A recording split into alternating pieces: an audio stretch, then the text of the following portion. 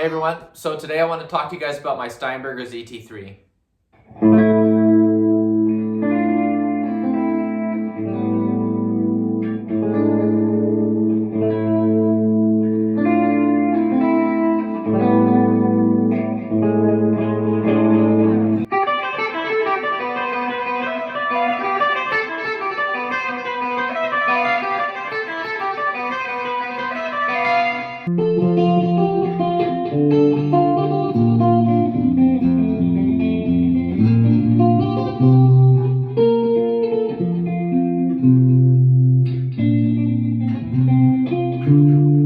So my story with the Steinberger begins in 2011.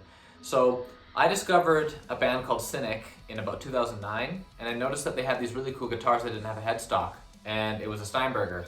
So when I researched it a little bit later on, I found out that they had this really cool shape called the Steinberger ZT3, and that was more of a shape that I was comfortable with. The other shapes are all square. I'm not quite interested in that, but when I saw this kind of super strat shape, I was like, might be pretty cool. So on Musician's Friend, they had three of them. They had black, red, and then they had this blue one. So I picked up the blue one, and then it was only like $1,500 or $1,600. So I'm pretty sure they're a little bit more now just because they don't make this anymore, and it's a fantastic guitar, and here's why. So the tone and clarity is amazing. There's a whole bunch of features on it as well. So speaking to the tone side of it, you've heard the clean side of it. It's amazing, and it just has such a bright, sparkly tone. It's also got pickups where I can split the coils.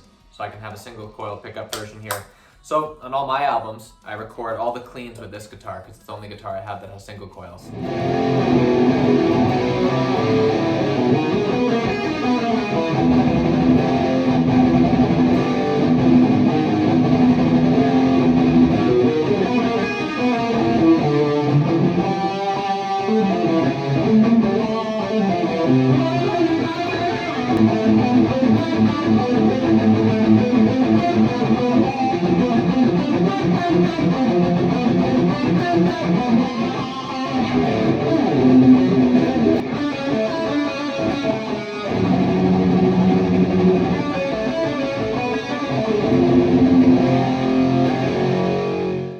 So even though it's really good for clean sounds, this thing is pretty awesome for all the distorted stuff. It's got a very tight metallic feel to it, and it's got a sound that's just not quite what any of the other guitars that I have sound like. So here are my favorite features about it. It's got a tremolo system that can actually change its key and change its tuning.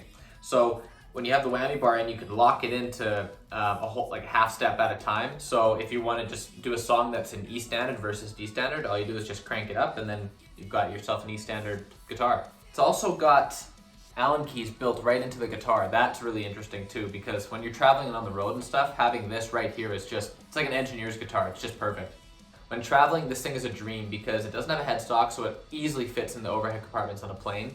And it's got some graphite in it, so it doesn't warp as fast. And in fact, I really didn't experience much warping at all. I took this thing across the world multiple times, and it has never let me down. Another cool feature this guitar has that it has a kickstand, which is pretty rare of any guitar. I don't think I've ever seen one with it. And it just makes the playing so ergonomic. Unfortunately, mine broke off, but I don't know, it lasted 10 years, so it's pretty good. And I always play classical style, so it was really good for me, but I didn't have to always prop my leg onto something. I could just have it like right here, and it would just be perfect. Okay, so would I recommend this guitar to someone?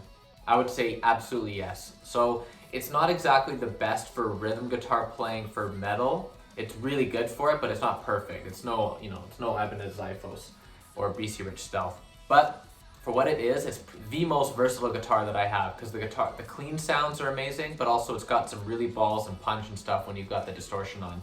So unfortunately, they don't make these anymore. But if you get a chance to find one, I would say definitely pick it up because this is a guitar I'll never ever sell, and I'll always travel with it. Now, if only they made Ibanez Xiphos with no headstock, that would be next. Alright, so thank you very much for watching. If anyone has ever owned one of these or owned another Steinberger, please comment below what it's like. So please subscribe, hit that notification button, and hit the like button as well. So thank you very much, and see you guys next time.